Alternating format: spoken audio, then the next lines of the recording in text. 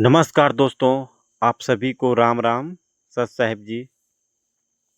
आज हम जानेंगे कि ऐसा पाप जो शास्त्रों में उन्हें महापाप कहा है।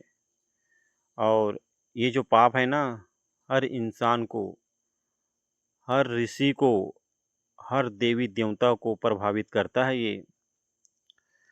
अब इसके जाल से कोई बिरला ही बचते हैं। तो एक ऐसा पाप है दोस्तों जो शास्त्रों में इन्हें मना किए हैं। और शास्त्र शास्त्र में जो हमारे धार्मिक ग्रंथों में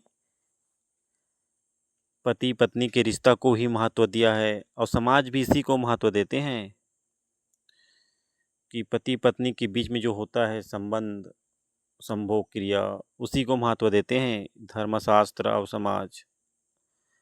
और इसके विपरीत अगर कोई कदम उठाता है तो महापाप कहलाते हैं। तो उसी के ऊपर आज चर्चा होगी।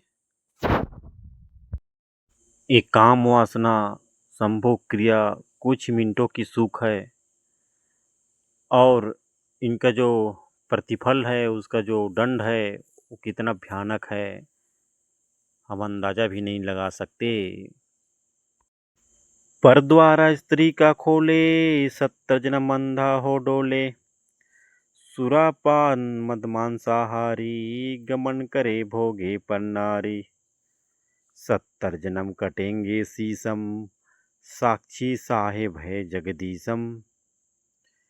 एक बार संबंध बनाने का प्रतिफल क्या है? 70 जन्म अंधा होना पड़ेगा। मद मांसाहारी, गमन करे भोगे पर नारी। 70 जन्म कटेंगे शीसम, साक्षी साहेब है जगदीशम। एक बार संभोग क्रिया सेक्स करते हैं तो पर स्त्री के साथ में अपने पत्नी को छोड़कर दूसरे स्त्री या लड़कियों के साथ में करते हैं संभोग क्रिया, तो क्या सजा बताए हैं? 70 जन्म कटेंगे शीसम, साक्षी साहेब है जगदीशम। तो दोस्तों, आप समझ चुके होंगे कि इस वाणी के आधार से कि एक बार संभोग करने का प्रतिफल, उनकी सजा क्या है। 70 जन्म अंधा होकर धक्के खाने पड़ेंगे, चाहे वो किसी भी शरीर में मिले, चाहे मनुष्य मिले या कोई अन्य पशु पक्षी। 70 जन्म धक्के खाएंगे सिर्फ 5 मिनट के सुख के लिए। तो दोस्तों, ऐसे महापाप को कौन करना चाहेगा, जो अंत समय में बहुत दुखदाई होगा। नरक के द्वार में धकेलने वाला ये महापाप को कौन करना चाहेगा। त्रिगुणमयी माया के द्वारा हर इंसान, हर देवी देवता, हर साधु संत, हर पशु पक्षी प्रभावित हो रहा है। और इस रजोगुण के कारण जो ब्रह्मा जी हैं, उनके बॉडी से जो किरणें निकल रही है, तेज निकल रही है, उसके प्रभाव के कारण आदमी सेक्स करता है, संभोग क्रिया करती है। तो दोस्तों, बड़े बड़े साधु संत को डामाडोल कर दिए ये काम वासना। तो इस साधारण मनुष्य की क्या औकात है कि वो बच सके। तो वही इंसान बचेगा जो परमात्मा सत्य कबीर के ज्ञान पर आधारित होकर चलेगा, उनके बताए गए वचनों पर चलेगा। वही इंसान बचेगा जो इसका जो अवगुण है उसके बारे में उसको पता होगा कि ये क्रिया करूँगा तो मुझे ये दंड मिलेगा। अब परमात्मा से जो डरने वाला बंदा होगा, वही इस महापाप से बचेगा दोस्तों। अन्यथा बहुत ही मुश्किल है इस महापाप से बचना।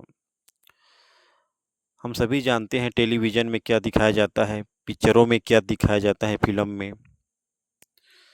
जब ऐसे-ऐसे फ़िल्म देखते हैं दोस्तों, तो ये वासना जाग उठता है। और ऐसे-ऐसे वहाँ पर सिखाया जाता है किस तरह से प्लानिंग करते हैं गुंडे लोग फिल्मों में, लड़कियों के छेड़छाड़ करना, कैसे उसे तंग करना, कैसे बलात्कार करते हैं, ये सब सिखाया जाता है फिल्मों में। जब ये सिखाएंगे तो आदमी क्या सीखेगा बताओ? हर आदमी के मन में कुछ न कुछ चलता रहता है। तो बहुत सारे ऐसे दुष्ट किस्म के आदमी होते हैं जो इस घटना को अंजाम दे देते हैं। जो आप हमेशा टेलीविज़न में या तो समाचार पत्रों में या अखबारों में देखते हैं कि छोटे-छोटे मासूम बच्चे के साथ क्या होता है, महिलाओं के साथ में क्या होता है,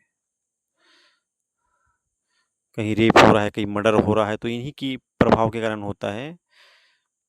और ये बॉलीवुड वाले और ये टेलीविज़न वाले ने पूरे समाज को प्रभावित करके रख दिया है पूरे फ़िल्मों के माध्यम से। तो उससे बचने का एक ही उपाय है दोस्तों, परमात्मा सत्य कबीर की इनसे बचने का एक ही उपाय है दोस्तों, और वो है तत्व ज्ञान। परमात्मा द्वारा बताए गए ज्ञान ही हमें बचाएगा। जब हम जानेंगे जो ये महापाप है उसको करने से क्या सज़ा मिलेगी, जब हम जानेंगे तभी हम डरेंगे, और जब हम डरेंगे तब हम बचेंगे। तो दोस्तों, परमात्मा की तत्व ज्ञान ही हमें बचाएगा इस महापाप से। तो आज के लिए इतना ही दोस्तों। सत साहिब राम राम जी सभी।